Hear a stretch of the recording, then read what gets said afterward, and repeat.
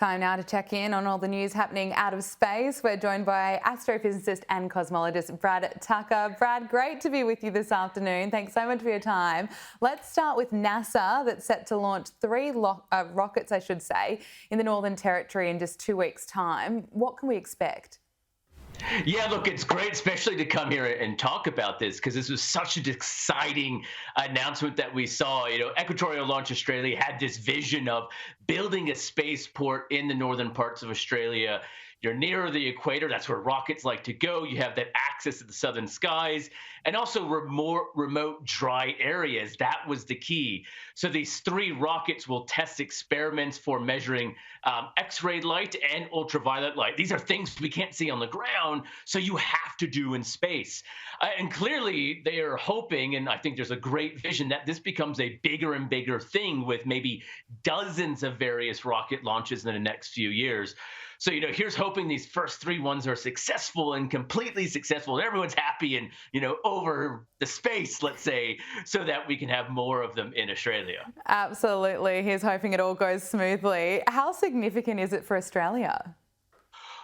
5 years ago or so, when the space agency was just coming to be formed, there was talk about, well, what are the priorities? In fact, rocket launches were not one of those things listed. And that was just because it was deemed so hard to get established and get going. Yet there was so much momentum, but desire, and a lot of groups saying there is a lot of desire from this for overseas. Now they're validating this, and this is now becoming a bigger thing. There's this view that Australia can become a launch of rocket powerhouse with lots of access. Wow. Groups like Equatorial Launch Australia, but also we have places in the south. Satellites also like to go towards the South Pole, so places like Southern Launch Alliance and Eyre Peninsula there. So lots of options, and I think then having the ability for Australia to build satellites, test them, get them ready, and launch them all from essentially in-house in Australia is a key part of what we need for national infrastructure. And so a really big one for this industry. So a lot of eyes pointing to these.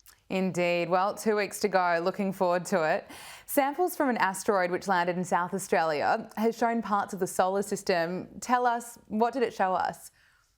Yeah, so Hayabusa 2, when it landed in Woomera in December 2020, we were all excited to see what secrets would have been had. And this was because it landed on the asteroid Ryugu. And Ryugu, as you're seeing here on this screen, it's a very kind of lumpy, rocky bit. And we always believed this was kind of the leftover bits of the solar system. Imagine you're making a cake. These are the ingredients that spill on the counter. And so by studying them, we can see exactly what was present. So it's really told us the exact ratios of the ingredients in our solar system when the sun actually formed. And in fact, the dating of this was able to pinpoint it to within about a 3 million year range. Now, given this happened 4.6 billion years ago, a 3 million accuracy is pretty spot on for figuring out when all this stuff was formed. There you go. A micrometeoroid hit the James Webb Telescope. How much damage did it cause? Yeah, look, this was a bit unsettling for this telescope that is just getting ready. They're getting ready to release their first images in almost spot on a month from now. Now, they did think that this would happen. There's micrometeorites, there's these tiny specks of dust traveling through space. It was a bit bigger than modeled. And so it kind of, as you see, knocked out one of these mirrors. The James Webb has these honeycomb pattern. And so it slightly knocked out the alignment of one of these segments. Now, luckily, it didn't do any surface damage or any major impact. Again, the telescope was built to somewhat plan for this. So they did have to do a little bit of extra work getting that segment back into line. So it doesn't appear to have set it back anytime soon, but not what you want when you're in the middle of getting this thing ready. Having this unexpected occurrence definitely unsettled some nerves, but it does appear to be okay. Absolutely. Bump in the road, bump out in space. Look, finally, Brad Tucker, 3 Chinese astronauts have arrived at the Tiangong space station to oversee the finishing of the building. How's it looking? Yeah, so they just arrived a few days ago, and so they have a busy 6 months.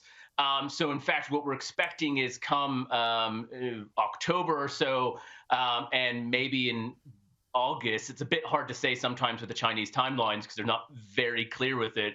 The next 2 main modules, there needs to be 3 sections to complete the space station. They've already been working in the first one.